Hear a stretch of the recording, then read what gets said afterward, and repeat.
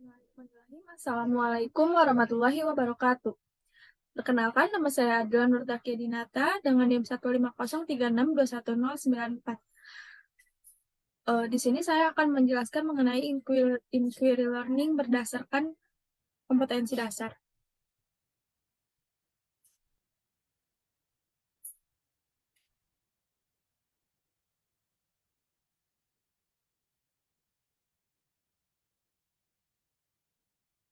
Selanjutnya, untuk yang akan saya jelaskan kali ini, yang pertama itu kompetensi dasar, lalu yang kedua ada isi atau konten pembelajaran, lalu yang ketiga ada strategi atau model pembelajaran yang cocok digunakan, lalu ada yang keempat ada alasan dan argumen beserta data. Untuk kompetensi dasar itu sendiri, saya mengambil kompetensi dasar yang yaitu menganalisis bahan finishing interior.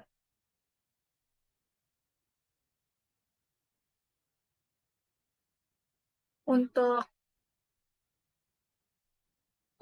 isi atau konten pembelajaran yang akan saya buat adalah yang pertama mengidentifikasi bahan finishing interior rumah sederhana, lalu yang kedua ada membuat hipotesis mengenai bahan finishing interior rumah sederhana, lalu yang ketiga ada mengumpulkan data bahan finishing interior rumah sederhana, dan yang keempat adalah menyimpulkan hasil dari pengamatan dan hipotesis sementara.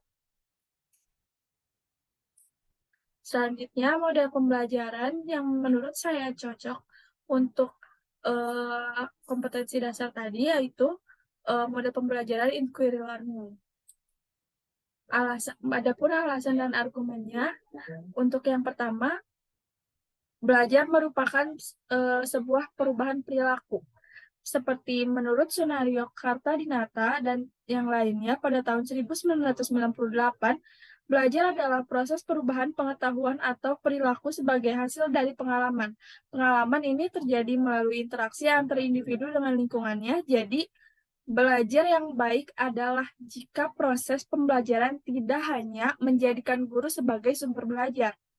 Menurut Sugihartono dan kawan-kawannya, belajar merupakan suatu proses perubahan tingkah laku sebagai hasil interaksi individu dengan lingkungannya. Lalu yang terakhir ada menurut Tulus Tungu pada tahun 2004 berpendapat bahwa prestasi belajar adalah hasil yang dicapai. Dari pengertian belajar, sedangkan untuk pengertian inquiry itu sendiri yaitu inquiry merupakan pembelajaran dengan metode pengamatan. Jadi, pembelajaran yang melibatkan siswa dalam menemukan pengetahuan atau pemahaman untuk menyelidiki, mulai dan melakukan pengamatan, mengajukan pertanyaan, merencanakan penyelidikan, mengumpulkan data atau informasi, dan melakukan penyelidikan, menganalisis data, lalu membuat kesimpulan dan mengkomunikasikan hasil dari penyelidikan. Pembelajaran inquiry menempatkan siswa sebagai subjek belajar. Siswa berperan untuk menemukan sendiri inti dari materi pembelajaran itu sendiri. Guru berperan untuk membimbing dan bertindak membawa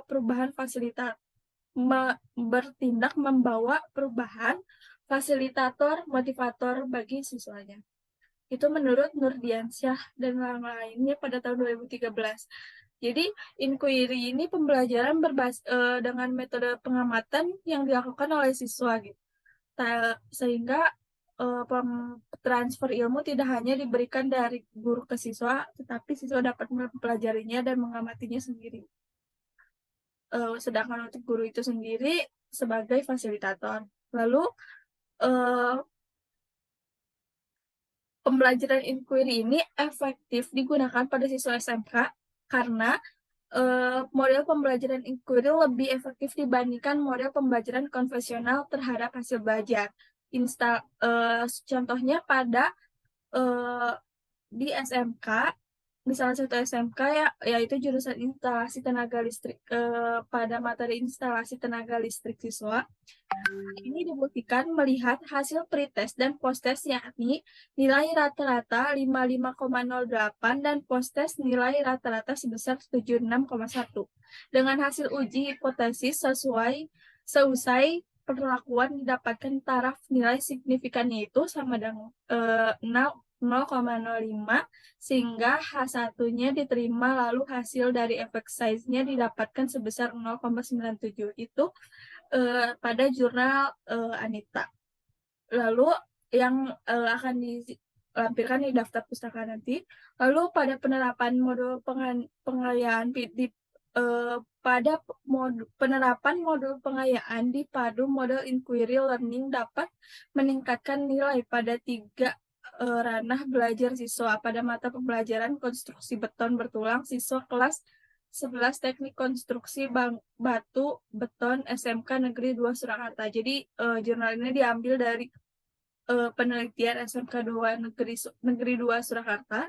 Lalu dan pada ranah kognitif yang didapatkan itu presentasinya keuntungannya ketuntasannya sebesar 90,32% pada ranah afektif. Didapatkan ketuntasan sebanyak 80,65% dan pada ranah psikomotor didapatkan presentasi ketuntasan sebanyak 84%. Dengan demikian, presentase yang didapatkan pada tiga ranah tersebut sudah mencapai indikator ketercapaian yang direncanakan, yaitu sebanyak 75%. Jadi, tingkat indikator pencapaiannya itu berhasil karena menggunakan inquiry learning di SMK tersebut. Lalu pada jurnal yang lainnya yaitu strategi pembelajaran inquiry dapat meningkatkan hasil belajar siswa pada kelas eksperimen. Terbukti lebih mudah dan memahami materi pada mata kuliah mekanika teknik. Itu ada dalam jurnal yang dibuat oleh Jorereta dan yang lainnya pada tahun 2018. Jadi dapat dari berbagai penelitian tersebut memberikan hasil bahwa inquiry learning ini sangat efektif digunakan pada siswa SMK dan yang lainnya. Lalu untuk kesimpulannya itu, berdasarkan definisi dan beberapa data yang disebutkan tadi, maka dapat disimpulkan bahwa metode inquiry learning ini cocok digunakan kepada kompetensi dasar yaitu menganalisis bahan finishing interior.